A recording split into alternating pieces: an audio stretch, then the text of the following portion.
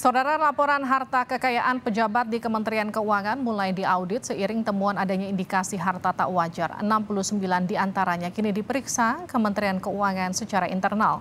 Apa yang patut ditelisik dari harta kekayaan pejabat? Kami bahas bersama dengan peneliti ICW Wana Alamsyah. Mas Wana, selamat petang.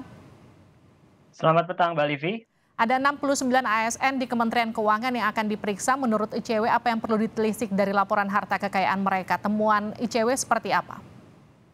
Ya, pertama kita patut untuk melihat secara lebih holistik.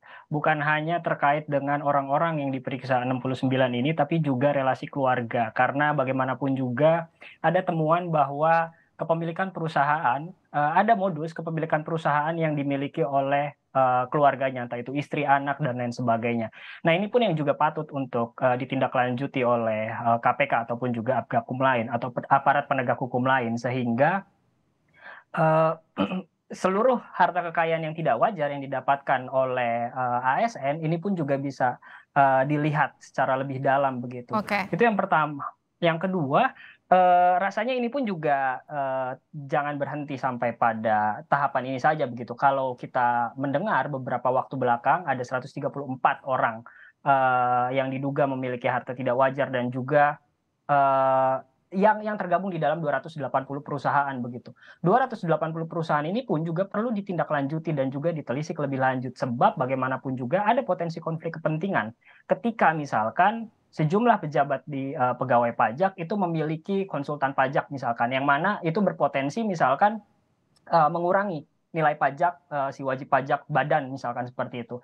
Dan rasanya bukan hanya sampai pada tahap si wajib pajaknya, bukan hanya sampai tahap pegawai pajaknya saja yang harus diperiksa, tapi kemudian siapa klien-klien yang patut diduga ini mendapatkan keuntungan jika memang indikasinya adalah sejumlah pegawai pajak itu memiliki perusahaan yang bergerak di bidang jasa konsultan. Oke, Mas Wana, kategori wajar dan tak wajar itu seperti apa? Kemudian ketika muncul asumsi, memang kenapa ketika misalnya seorang ASN yang bekerja di Kementerian Keuangan kemudian punya harta yang lebih dibanding sama rekan sepekerjaan yang lain?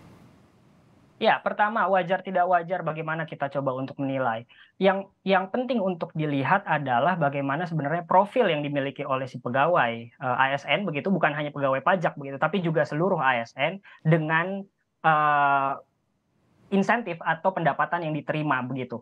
Sebab ini pun juga penting. Misal kalau seandainya pegawai pajak mendapatkan per bulannya 10 juta misalkan, asumsinya begitu, lalu kemudian ternyata di dalam LHKPN-nya itu sangat melonjak harta kekayaannya, ini pun patut dicurigai begitu, sehingga memang perlu ada forum klarifikasi dari mana uang-uang yang didapatkan atau harta yang didapatkan itu berasal, sehingga publik pun juga dapat memiliki kepercayaan, karena kan selama sepanjang kasus ini berjalan, pada akhirnya kepercayaan publik akan merendah, bukan akan merendah, tapi sudah merendah begitu, sudah turun begitu. Bagaimana kemudian kita percaya dengan institusi atau otoritas pajak yang seharusnya dapat mengelola pajak secara lebih adil, akuntabel dan lain-lain begitu, tapi kemudian malah patut diduga disalahgunakan. Itu yang pertama. Lalu kemudian yang kedua, apa salahnya ASN memiliki perusahaan?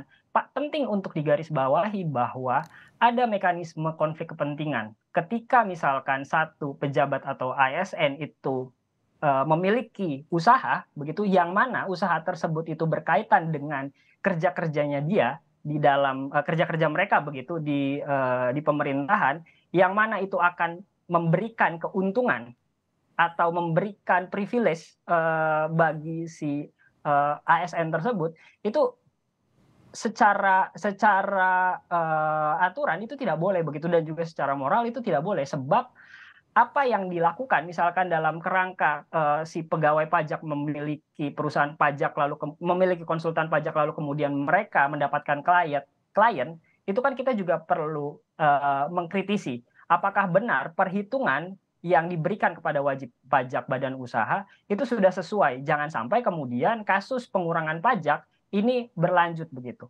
Oke. Dan beberapa kasus itu kan sudah terlihat bagaimana ada potensi, bukan potensi, bahkan misalkan kasusnya Angin Prayitno, kasus beliau itu merupakan kasus yang untuk mengurangi nilai pajak si badan usaha tersebut begitu. Jadi jangan sampai kemudian ini adalah kasus yang berulang kali tapi kemudian itu tidak ditindaklanjuti secara serius oleh Kementerian Keuangan. Mas Wana, ketika kemudian ditemukan ada ketidaksesuaian antara harta yang dimiliki dengan laporan LHKPN selama beberapa tahun, bagaimana kemudian membedakan itu masuk kategori tindak pidana pencucian uang atau tidak? Di sini pentingnya bagaimana kemudian mekanisme koordinasi antara otoritas yang menyelidiki potensi pencucian uang begitu dengan otoritas terkait. Sebagai contoh, PPATK sudah mengirimkan laporan sejak beberapa tahun lalu, 2009 atau 2012 begitu. Tapi kemudian ini yang tidak ditindaklanjuti oleh institusi terkait begitu. Nah, ini yang menjadi persoalan. Jika pada saat itu Kementerian Keuangan menindaklanjuti secara serius, rasanya kasus-kasus semacam ini tidak akan ada terjadi begitu. Nah, yang menjadi penting adalah bukan hanya si institusi terkaitnya yang menindaklanjuti laporan dari otoritas penyelidik transaksi mencurigakan atau PPATK begitu, tapi juga jika memang ada potensi tindak kejahatan, entah itu dari kejahatan korupsi, narkoba, perdagangan orang dan lain-lain, rasanya patut juga di institusi terkait mengirimkan ke penegak hukum agar ditindaklanjuti sebagaimana mestinya kewenangan penegak hukum begitu, Mbak. Oke, Mas Wana, KPK kan meminta masyarakat aktif memantau para ASN yang kemudian hobi pamer harta. Ini kemudian kan akan menjadi susah untuk memantau mereka yang tidak pamer, karena kan sekarang faktanya setelah kemudian pemberitahuan ini diumumkan KPK, banyak kemudian akun-akun yang tadinya kerap pamer di media sosial kemudian di take down, hilang, dinonaktifkan begitu. Ya, ini yang menjadi penting bagi penegak hukum, terutama bagi pemerintah dalam kerangka untuk mengidentifikasi potensi risiko terjadinya kekayaan yang meningkat secara sadar begitu. Kita sudah memiliki mekanisme LHKPN. Jika mekanisme LHKPN itu hanya dilakukan hanya sebatas administrasi, pada akhirnya upaya penindakan terkait dengan tindak kejahatan korupsi itu tidak terlaksana. Sehingga apa yang perlu dilakukan oleh KPK adalah coba untuk melakukan penyortiran terhadap para pihak yang diduga memiliki harta tidak wajar begitu. KPK sudah memiliki datanya, KPK sudah memiliki informasinya. Kemudian KPK pun juga sudah memiliki basis data mengenai berapa banyak atau berapa jumlah pendapatan yang seharusnya dimiliki oleh si ASN begitu. Nah, ini yang seharusnya informasi inilah yang seharusnya di cross check begitu. Apakah sesuai harta kekayaannya begitu dengan pendapatannya? Apakah sesuai dengan profilnya atau tidak begitu? Jika misalkan tidak sesuai, apakah para pihak tersebut memiliki perusahaan? Perusahaannya bergerak di bidang apa? Dan bagaimana laporan keuangan perusahaannya? Nah, dari situ kan sebenarnya KPK dapat bukan hanya dapat mengidentifikasi resiko harta kekayaan yang tidak wajar begitu, tapi juga bisa langsung dicari tahu, melakukan penyelidikan jika memang ditemukan bahwa ada potensi misalkan harta-harta yang didapatkan itu dari misalkan penggelapan uang negara begitu. Dan itu yang harusnya dilakukan.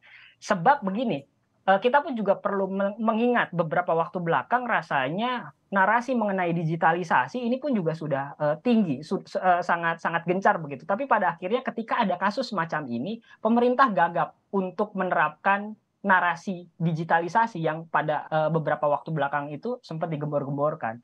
Akhirnya kami pun berasumsi bahwa rasanya pemerintah tidak memiliki mekanisme yang holistik untuk dapat mencegah begitu terjadi adanya peningkatan kekayaan harta yang tidak wajar yang didapatkan oleh dari si ASN ini.